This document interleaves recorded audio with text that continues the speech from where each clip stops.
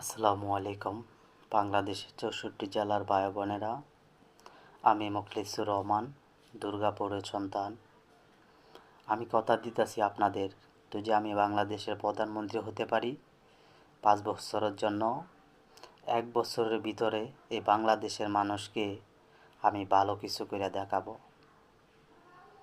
তার একটা উদাহরণ দিই, সেই উদাহরণটা বলি। যদি বাংলাদেশের প্রধানমন্ত্রী হতে পারি,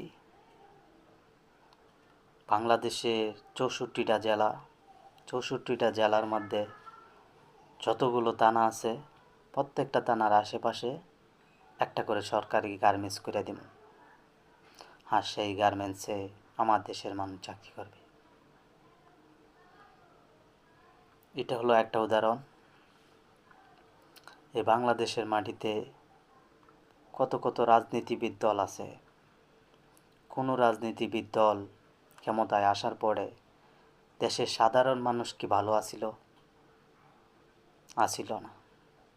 ইনশাল্লাহ যদি আপনারা আমাকে দেশের প্রধানমন্ত্রী বানায় দেন 5 বছরের জন্য, আমি 1 বছরের ভিতরেই বাংলাদেশের নাগরিক যারা আছে প্রত্যেককে চাকরি দিয়ে দেব।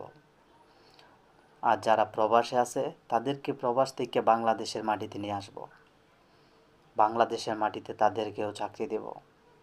আর বিশেষ করে আমার দেশের মানুষ তো চাকরি পাবেই, অন্য দেশের মানুষ আইসা আমার দেশে চাকরি করবে। যদি না পারি তাহলে নাকে কদ দিয়া বাংলাদেশ ছাইরা মাটিতে চলে যাব। মাটিতে মানে বুঝতে পারছেন তো?